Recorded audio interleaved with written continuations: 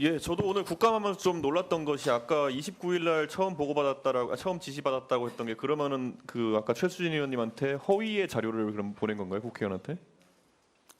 29일 날 처음 보고받았다고 아니, 말씀드린 적 처음 없습니다. 지시했다고 한 거. 아닙니다. 26일 그러니까 그 자료가 왔던 건 어떻게 된 건가요, 그러면? 그거는 이제 전날 중대본 회의에 어떤 상황들이 시스템적으로 이제 전파됐다라는 얘기를 그렇게 실무적인 측면에서 하는 겁니다. 저희가 위원회 차원에서 예전에 이제 민주당이 야당이던 시절에는 이런 거 나오면은 굉장히 공무원하게 엄하게 대했던 것이 아마 다 기억나실 겁니다. 그렇기 때문에 좀 이번에 우리 존경하는 여당 의원님들께서도 좀 심각성을 느끼셨으면 합니다. 자료가 잘못 올 수가 있습니까? 이렇게 중대한 상황 속에서 저는 그런 생각하고요. 우선 저도 그 예능 방송까지는 아니더라도 중대본 회의에서 무슨 일이 있었는지 좀 궁금합니다. 그 5시 반에 있었던 회의에서요. 제가 대통령이 회의에 나오시는 거 보면은 뭐 농림부 장관이랑 하시는 거 보면은 본인이 좀 자신 있다 생각하시는 거는 굉장히 밀어붙이세요. 그래가지고 농림부 장관 앞에 놓고 바나나가 왜 이렇게 비싸냐, 깎아라. 예, 뭐 까라면 까야지 이런 식으로 얘기하셨던 기억이 나거든요. 혹시 회의에서 그런 지시사항 없었습니까? 과기부에는? 전혀 없었습니다. 그러면 어떤 지시사항이 있었나요? 아니면 어떤 걸 대통령이 궁금해하시던가요? 구체적으로 이제 그 데이터 백업 체계에 대해서 왜 어떻게 보면은 이렇게 중요한 어떤 그 자원에 대해서 우리가 광주에 DR이 있고 한데 각 DR별로의 어떤 그 액티브 그리고 액티브 스탠바이 정도 수준의 민간 정도 수준의 우리가 왜 그런 데이터 이중화를 갖추지 못했는가에 대한 어떤 집중 점검이 좀 있었습니다. 그거는 근데 현상이잖아요. 그건 지금 현상인 거고 네. 대통령이 농림부 장관한테는 바나나 값을 낮추는 이제 구체적인 대안을 말씀해 주셨거든요. 뭐 일본 사람인 척해라 뭐 이렇게 하고 하셨거든요. 그런데 장관께는 그런 훈시사항 없었습니까? 실제적으로 이제 그런 어떤 점검을 하고 뭐 소관 시스템별 전산실 위치 파악하고 백업 주기를 파악하고 네. 그 관련된 어떤 대책을 지시하셨고 시스템별로 망실 데이터 확인 및 여러 가지 대책 그리고 자, 그러면 제가 그거는 뭐 다 언론에 나오는 얘기니까 알 것 같은데 장관께서 사실 뭐 지금 제가 봤을 때 내각 내에서 장관님이 제일 이 부분에 는 전문성이 있으신 걸로 보이는데 그러면은 이번에 우리 국민들께서 느끼신 거는 대한민국 전자정부 이게 되게 잘 돼 있다고 생각했는데 불안하게 이렇게 무너지네. 그것도 뭐 외부의 공격도 아니고 우리 UPS 장비나 이런 것들이 소실되니까 이런 문제 발생하네. 그러면 위기 의식을 느꼈을 거잖아요. 그런데 우리나라는 지금 현재 전시 상태에 준하는 휴전 상태이고, 자 그러면 이런 상황에 대해서 대통령께서 혹시 전시 상황이라든지 아니면 외부의 침입이나 공격으로 인해 가지고 비슷한 상황이 발생되는 것 이런 것에 대해 가지고 혹시 회의에서 논의된 바가 있습니까? 뭐 그런 식의 논의는 이루어지지 않았습니다. 저는 현황을 파악하고 관련된 대책을 수립하고 관련된 지시 사항이 그러면 있었습니다. 지금 그 뒤에 이어진 중대본 회의나 이런 것에서도 그런 식의 내용들이 다뤄진 적이 있나요? 저는 이걸 뭐 질책하고자 이런 의도가 아니라요. 저희가 지금 보는 게 우리나라의 전자정부 시스템이라고 하는 것이 한 곳에 몰려 있었다. 방금 전에 장관께서 DR들이 이제 광주와 대구에 운영되지 않은 이유 말하셨지만은 그게 운영되면은 그러면은 이런 상황이 해소되는 것이냐?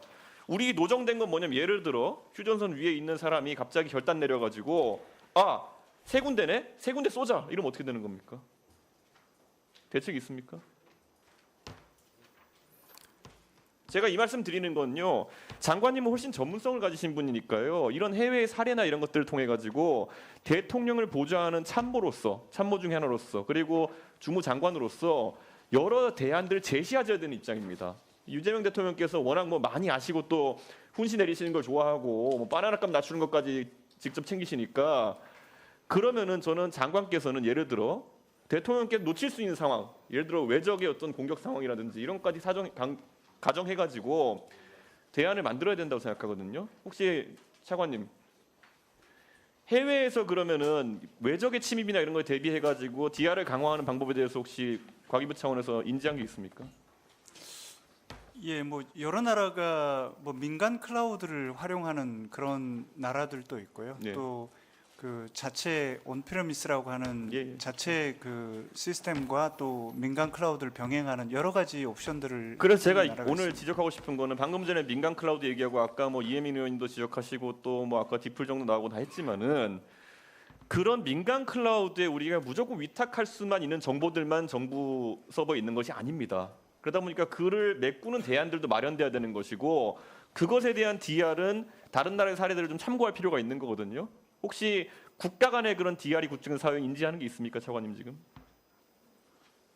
예, 저희가 알기로는 뭐 우크라이나 같은 나라에서도 그 전시 상황에서 해외 그 서버를 뒀던 나라들이 뭐 안전하기 그렇죠. 때문에 이게 지금 에스토니아 같은 나라를 보면 에스토니아가 러시아의 접경 국가이기 때문에 거기도 상당히 위협을 느끼기 때문에 룩셈부르크 같은 나라랑 협정을 맺어가지고 각자의 서버를 이중할 수 있는 국가 간의 협정 같은 걸 추진해가지고 맺은 바가 있습니다. 2017년입니다. 그게 벌써. 저는 그래서 이번에 장관께서 대통령의 참모 중에 하나로서 제안을 하셔야 된다 봅니다. 우리도 준전시 상황이고 그렇다고 했을 때는 국가 간 DR 같은 것도 우리가 추진할 수 있어야 된다. 우리가 뭐 AWS 리전 다르다고 해가지고 어디다 그런 거 정부 데이터 올려놓을 수 없지 않습니까? 그렇기 때문에 저는 이런 것도 협정 같은 것도 한번 고민해봐야 된다. 사례 탐구해야 된다. 뭐 차관님도 좀 봐주시고요. 실제 우리 같은 경우에는 지금 뭐 해저 케이블 상황이나 지리적 상황 봤을 때 일본 정도가 아마 그런 공동 어떤 그 이중화를 구축할 수 있는 대상 정도 될 것이고 대만 정도 거기도 준전시 상황이기 때문에 그렇게 볼 수 있을 텐데 이거야말로 부총리가 되셨으니까 여러 부처 간의 협력을 통해서 사실 이거는 외교부에서 노력을 어느 정도 해야 되는 것이고 과기부도 이제 기술을 관련해 가지고 조언해야 되는 것이고 결정은 대통령이 내리시는 거지만은 국민들의 불안감을 해소하는 데는 이런 것까지 세심하게 살펴주셨으면 하는 그런 생각인 겁니다. 장관님 이거 혹시 질의사항 이해 다 하셨습니까? 이거? 네.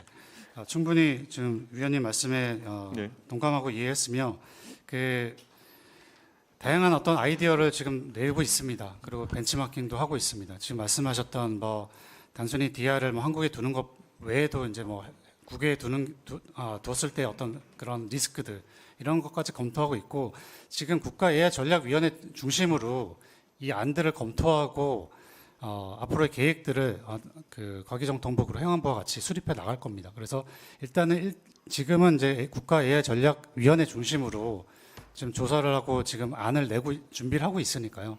그러니까 그 부분에 대해서 좀 어떻게 보면 좀 그 약간 시간을 갖고 좀 기다려 주시면 감사하겠습니다. 외적이라든지 아니면 뭐 광주 대구